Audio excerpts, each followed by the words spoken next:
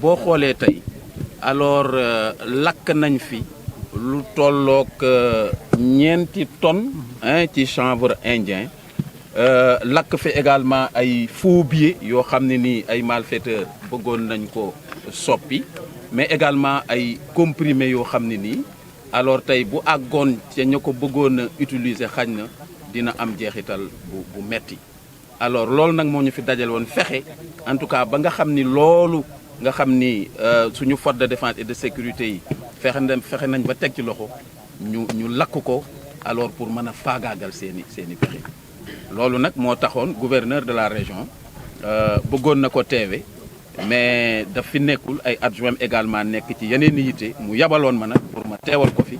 pour ànd kook administration bi alors procéder ci incinération bi nga xam. ginnaaw ba ma leen gërëmee sant leen ñoom waa ACRITIS ak les autres forces mooy gën a defaruwaat rek gën a ubbi bët yi gën a ubbi nopp yi alors pour man di traquer di topp ñi nga xam ni évidemment ñoom ñoo nekk ci liggéey bu bon bi alors bañ a tàyyi bañ a nelaw wax nga ko léegi alors Thiès xañ na ni mu bindoo fii ci carte Sénégal dafa nekk daa genre célébé yoon Thiès mën naa la wax ni man nga fee jaare dem fenn fu la neex ci Sénégal loolu nag dafay xaw a nekk benn jeexital bu indi ay jafe-jafe ndax waaye bu mu neex mën nga dugg waaye bu mu neex également mën nga génn te kenn ku ne la ngay dugge ak la ngay génne waaye loolu dafa war a wane ni rek donc ñi nga xam ni ñoom la ñu jox loolu pour ñu war ko saytu alors war nañu gën a mën a yokk seen teewaay gën a mën a yokk seen vigilance c'est-à-dire gën a xeppi seen i bët pour que ñi nga xam ni jóg nañ véritablement pour def lii activité ñu mën a faagaagal en tout cas seen i pexe. non man jàpp naa ni mënul nekk échec gu politique gu emploi parce que phénomène bii may wax nii daanaka moom ak jamono ñoo maase depuis àdduna ba am ba léegi lépp lu ñuy tere rek xamal ne am na ñu koy def waaye nag président de la République et son gouvernement nekkuñu rek di constater que ni c'est un phénomène c'est un fléau dañu fexe ba wutal ko ay réponses. Je pense que tey jii kenn ku nekk gis na ni administration gouvernement ñi ngi def tout pour que jeunesse bi ñu am une occupation saine c'est-à-dire ñu leen di dugal ci ay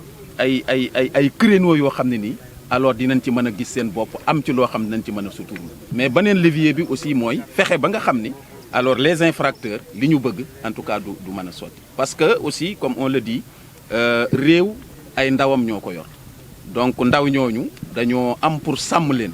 dañoo am pour protéger leen parce que buñ ko defulee alors penc mi dina sooxe famille dina sooxe te dëkk boo xam ne ni penc mi sooxe na ay ndawam daanaka dañoo katakay ni kon foofu liggéey du fa mën a am bu liggéey amul croissance du mën a am bu croissance amul alors naataange du mën a am loolu nag la gouvernement comprendre moo tax dafay jouer sur les deux leviers en même temps que muy combattre fléau bi mi ngi également apporter ay éléments de réponse pour occuper sainement en tout cas sa jeunesse. Selon les termes de l'article 148 du Code des drogues, la destruction complète après prélèvement d'échantillons des plantes et substances saisies suivant les moyens appropriés, sauf dans les cas où la conservation de ces substances est absolument indispensable à la procédure. Donc c'est cet article du Code des drogues qui prévoit la destruction des quantités de substances saisies.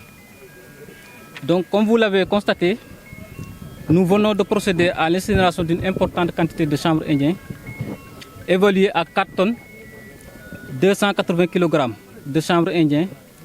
ainsi que 41 kg, 300 g de faux médicaments,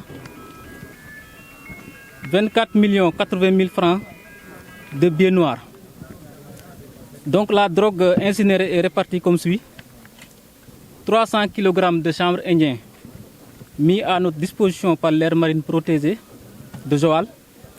1 tonne 200 kg de chanvre indien mise à notre disposition par les commissariats de police de la région de Thiès. Et 2 tonnes 717 kg de chanvre indien saisis par la brigade régionale des stupéfiants de Thiès. Donc l'incinération de cette importante quantité de chanvre indien démontre la détermination des autorités à combattre ce fléau et à créer les conditions pour garantir une bonne santé à toute la population, surtout la jeunesse. C'est aussi le résultat d'un engagement sans faille de la part des forces de défense et de sécurité qui se battent au quotidien avec courage et abnégation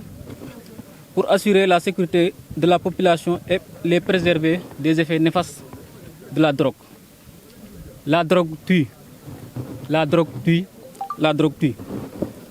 Je profite de cette occasion pour inviter la population à plus de collaboration avec les forces de défense et de sécurité. C'est ainsi qu'on pourra s'attaquer avec plus d'efficacité au réseau de trafic de drogue qui constitue de plus en plus une menace pour la santé et la sécurité de nos populations.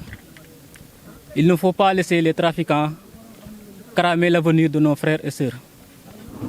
La lutte contre la drogue interpelle tout le monde et la population a un rôle majeur à jouer à côté des forces de défense et de sécurité. Dans ce cadre, l'Office central pour la répression du trafic illicite des stupéfiants met à la disposition du public un numéro vert qui est le 800 00 12 12. Je répète, 800 00 12 12. Donc, disponible 24 heures sur 24, 7 jours sur 7, pour signaler tout fait relatif à l'usage et au trafic de drogue sur toute l'étendue du territoire. Le nombre de déferments, c'est 400 individus qui ont été interpellés pour différentes infractions liées au trafic de drogue.